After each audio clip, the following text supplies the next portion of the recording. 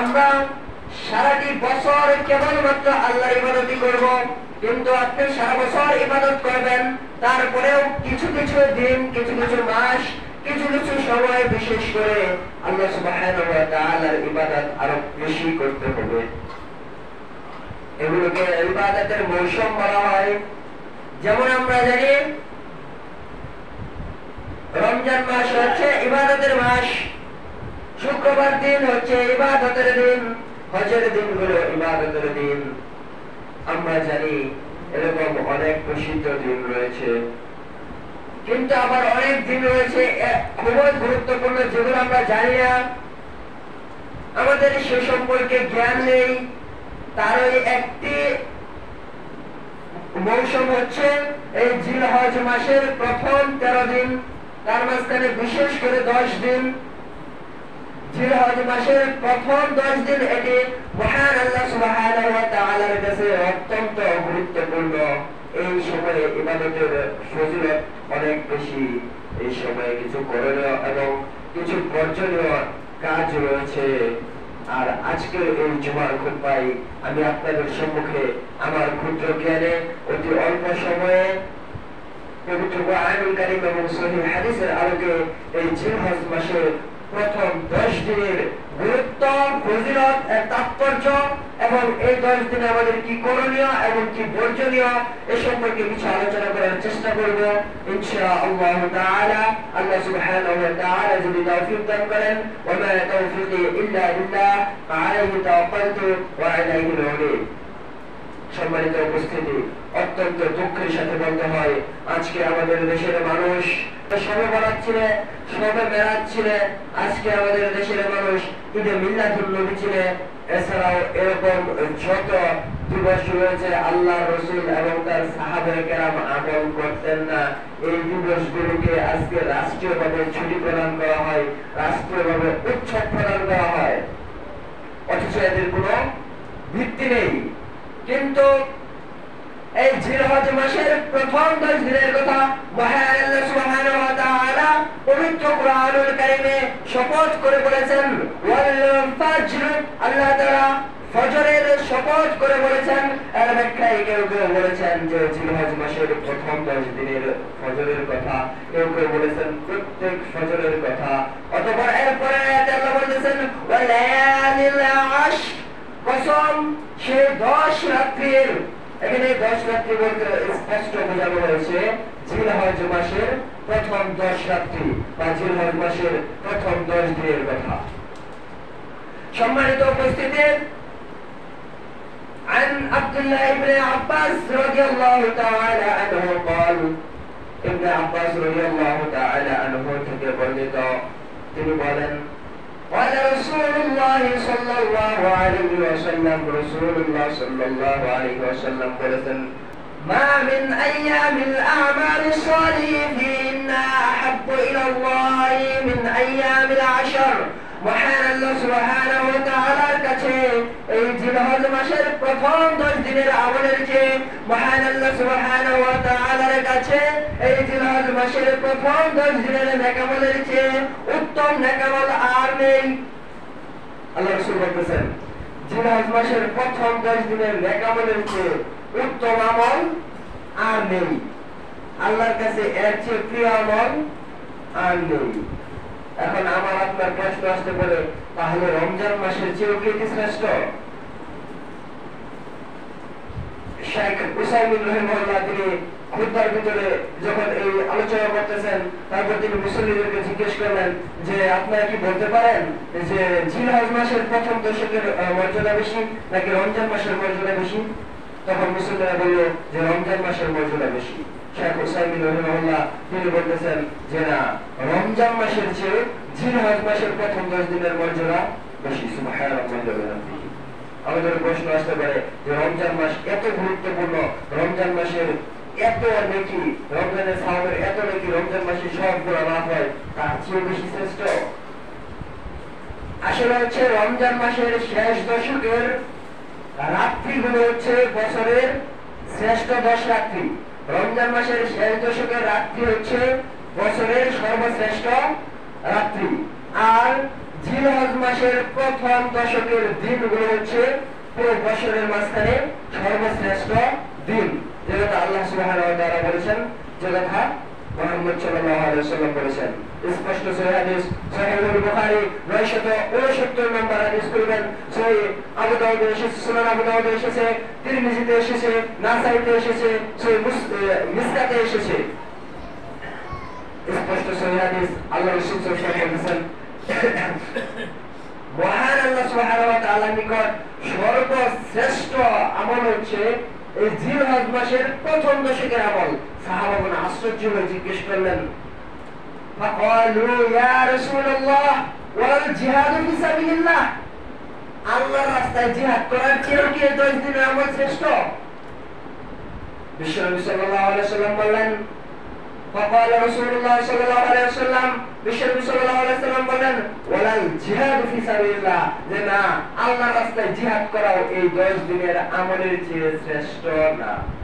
তার মানে আল্লাহর রাস্তায় জিহাদ করার চেয়ে বন্দামি জিহাদ না, সঠিক পথে ইসলামিক রাষ্ট্রনেতার পিছনে থেকে সঠিক যে জিহাদ, যেটা ইসলামী শরীয়ত সম্মত জিহাদ, এই জিহাদের চেয়েও এই 10 দিনের নেক আমলের মর্যাদা মহান আল্লাহ সুবহানাহু ওয়া তাআলার কাছে বেশি। সুবহানাল্লাহি ওয়া বিহামদিহি। অতঃপর বিশ্বনবী সাল্লাল্লাহু আলাইহি ওয়াসাল্লাম বললেন,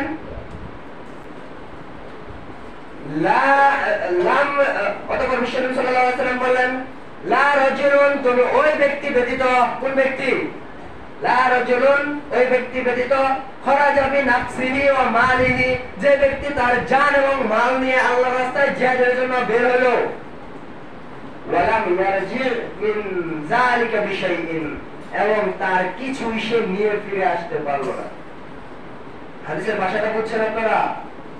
মানে আল্লাহ রাসূল সাল্লাল্লাহু আলাইহি ওয়াসাল্লাম যখন বললেন যে জিলহজ মাসের প্রথম 10 দিনের নেক আমল আল্লাহর নিকট সবচেয়ে পছন্দনীয়, সাহাবাগণ জিজ্ঞেস করলেন, আল্লাহ রাসূল, আল্লাহর রাস্তায় জিহাদ করার চেয়ে কি 10 দিনের নেক আমল প্রিয়, বা এই 10 দিনের আমলের চেয়ে কি আল্লাহর রাস্তায় জিহাদ করা শ্রেষ্ঠ না?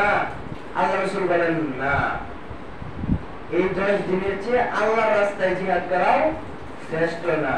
তবে একটা ব্যতিক্রম, সেটা হচ্ছে যে ব্যক্তি আল্লাহর রাস্তায় জিহাদের জন্য তার জান এবং মাল নিয়ে বের হইল, কিন্তু কোনো কিছু নিয়ে ফিরে আসলো না, অর্থাৎ সে তার জান এবং মাল সহ শহীদ হয়ে গেল আর ফিরে আসলো না, সেই ব্যক্তির কথা হচ্ছে ভিন্ন।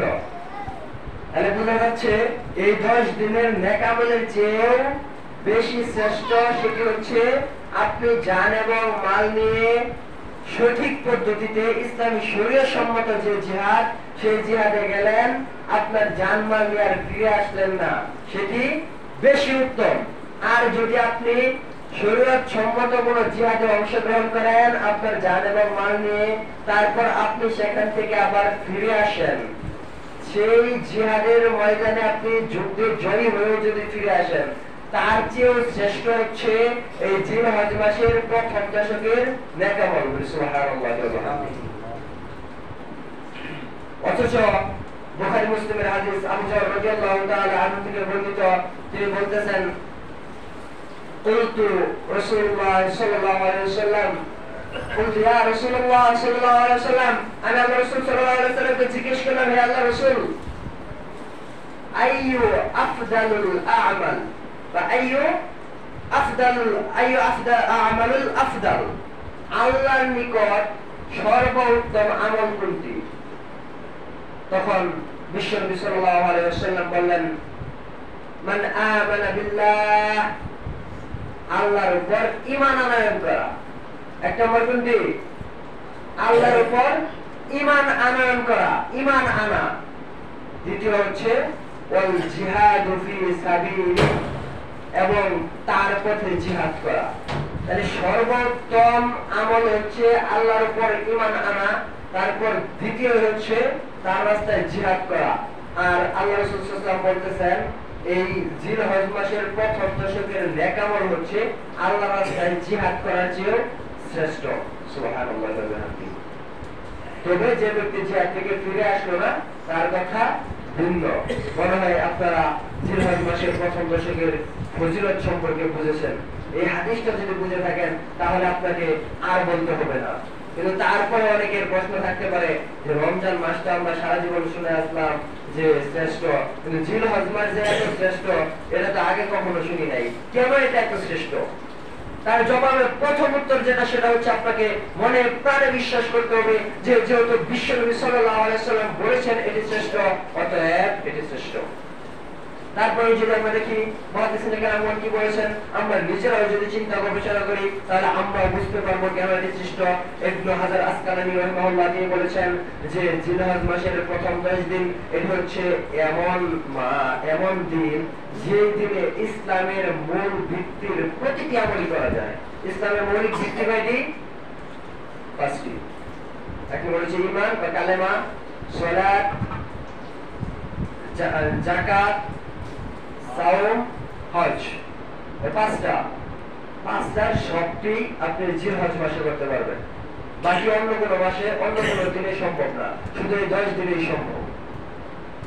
আপনি যদি রমজান মাস দেখেন সেখানে ফরজ 6 মাসে আপনি পালন করতে পারবেন, যাকাত প্রদান করতে পারবেন, সালাত আদায় করতে পারবেন, তারাবির সালাত তাহাজ্জুদ আদায় করতে পারবেন, দান খয়রাত করতে পারবেন, কিন্তু রমজান মাসে আপনি হজ করতে পারবেন না, রমজান মাসে আপনি কুরবানি করতে পারবেন না। আর এই জিলহজ মাসের প্রথম 10 দিনে আপনার সালাত রয়েছে, নফল ফরজ সালাতের পাশাপাশি নফল সালাত আদায় করতে পারবেন। বিশ্বনবী সাল্লাল্লাহু আলাইহি ওয়াসাল্লাম এই জিলহজ মাসের প্রথম 9 দিন টানা তিনি সাওম পালন করতেন, নফল সাওম। তাহলে নামাজ, ফরজ সালাত এবং হচ্ছে নফল সালাত, তারপর হচ্ছে সাওম রয়েছে। এই দিবসগুলোতে আপনি দান সাদাকা করবেন, বেশি বেশি দান সাদাকা করবেন। এই সময়ে দান সাদাকা করলে আরো বেশি নেকি হয়।